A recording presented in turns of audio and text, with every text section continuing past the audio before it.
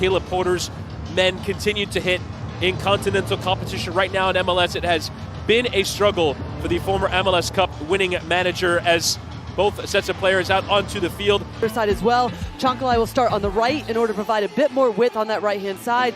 Nacho Gil will shift to the left. Most of the time, he will pinch inside to allow for Jones. Away with the U.S. Olympic team, Jordan Shaqiri, with Switzerland, Spencer Ritchie, and a chance for Brian Gutierrez to feature in that number 10 role. As we get started with match day 6, New England Revolution play host to Chicago Fire. Chicago coming off of get it bent around this wall. Chancalay also an option. Carlos Gil around the wall, but up and over the goal as well. Carrying New England forward.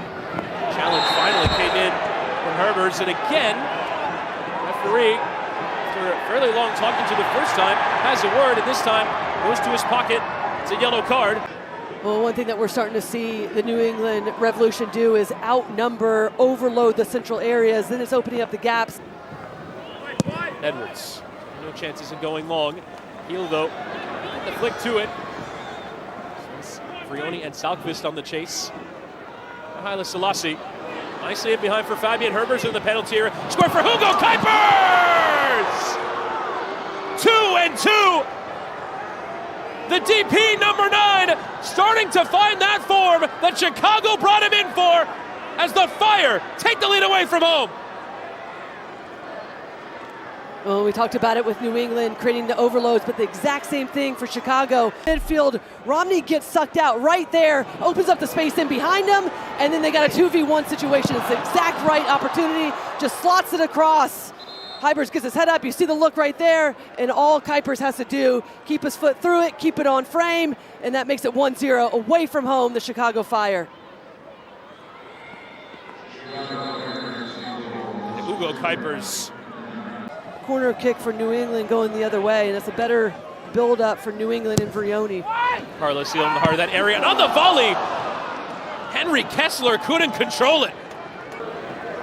Give away the free kick, you got to lay down on the ground. Acosta approaches and strikes well, but always going over. Good venom in the strike, but central midfielder Harks gave it away. Now Gutierrez charging at the area, goes towards the byline, falls over, and the referee is not only not going to give a penalty, he's going to give a yellow card for simulation. Things that they've struggled with in the past is now the referee is not going to have it anymore with the time wasting. Yellow card. Time-wasting yellow card in the first half as Arrigoni was slow to get it in. Jimenez presented it to Chancalay. Referee giving some more time for the time-wasting. That big switch is out to Dewan Jones, who controls neatly. Dewan Jones flicks it back for Carlos Gil, who tries to strike. It's spilled by Ritchie, and it's turned in by Nacho Gil. An equalizer just before the interval.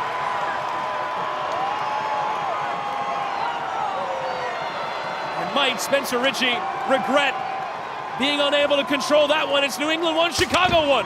Under as much pressure, they get the matchup they want. It's a beautiful ball to be able to switch play. There's the 1v1 situation with Jones, and then Carlos Gil exactly where you want him, coming in around. This impedes the vision or makes life difficult, and that was the final involvement of the first half. In some ways created with a little bit of extra time due to the time-wasting yellow card picked up. Gutierrez on for Arrigoni charging forward. And Haile Selassie. Interchanging there with Arrigoni. The strike is on it. Despite the fact that it came from a narrow angle, it wasn't too far away. All of that play a role in, you see Polster just bring down Herbers right in the middle of the field. And in some ways for New England, it does feel like there's good ideas. You can see what Caleb Porter's trying to implement is there is going to be a yellow card. Yeah, Ian Harks is going to get a booking for that challenge. Enter.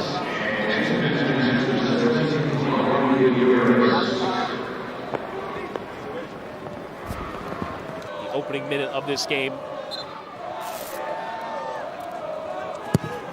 Gil bending in that set piece. It's away from Salkvist. And Jones looking awkward.